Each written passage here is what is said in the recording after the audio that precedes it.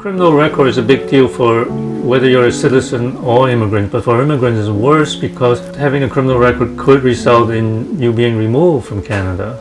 So the immigration system, our immigration system, has this added feature of removing people who committed a crime, right? So in a way this is akin to double punishment because you're to be dealt with by the criminal justice system, i.e. that if you get sentenced to jail, you do your time, you go to jail for 5 months and then you come out. Then immigration knock on your door and say, look, because you committed this crime, we want to remove you. And if you do get removed, then you get punished twice. Once by incarceration, second time is by removing. And sometimes that's very serious.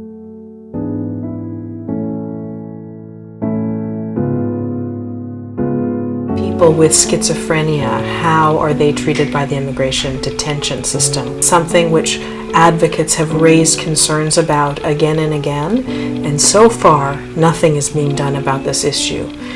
In Toronto, in Ontario, if you are someone with very severe mental illness and they're worried that you could be suicidal, the practice has been to this point to transfer those people to provincial jails where they're held with a criminal population. It has horrendous effects, and so talk about a double punishment. Most of the people in this context are migrants in some way, so they could be asylum seekers, they could be failed refugee claimants, they could even be permanent residents who are facing a deportation order, people who are losing their citizenship status or permanent residency status. They're all migrants in these cases.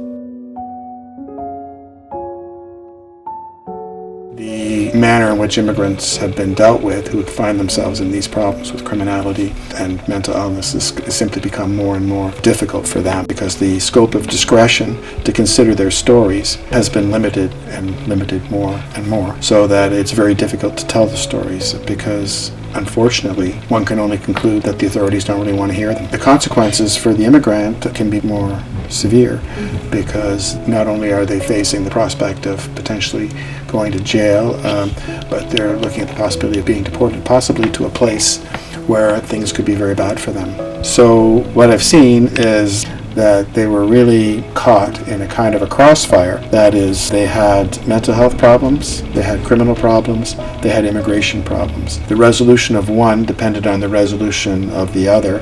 It's a complicated thing to do, to try and manage 3 different sort of issues all at the same time.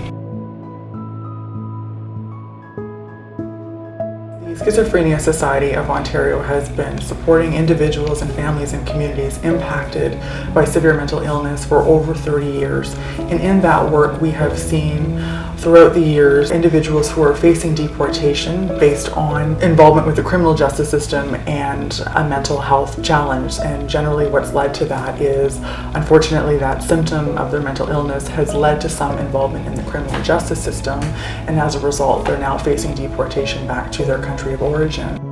The deportation process kind of employs a one-size-fits-all approach, and that does not work to successfully accommodate persons with mental health challenges who are facing deportation.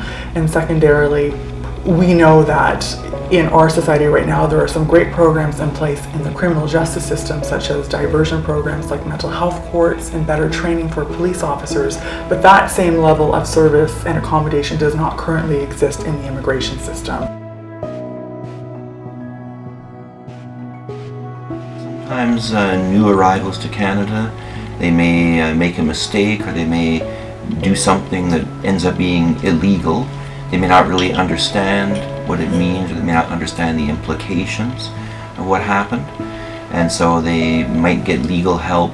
The legal help might suggest they just quickly plead guilty to a minor offense of some kind, just because maybe they don't have enough time or willpower to really understand the situation.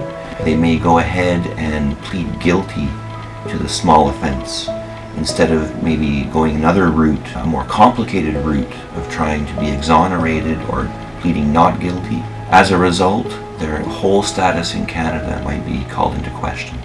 So they may be threatened with deportation or may have to go through a complicated legal procedure to try to avoid deportation or to regain their landed immigrant status.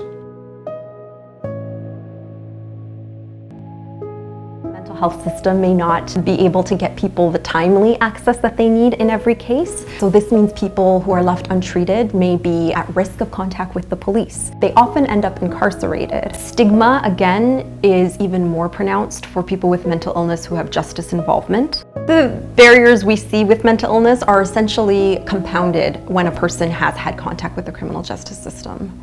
There is an increased vulnerability amongst certain groups, immigrant populations, newcomers to Canada. The immigration implications is severe for certain people who were in contact with the criminal justice system. Because of provisions in the current immigration laws, people who are convicted of a certain level of offense may be at risk of deportation if they're not Canadian citizens. That's where our interest in the immigration system became most apparent, and where we realized the current immigration system isn't equipped to deal with complex mental illness.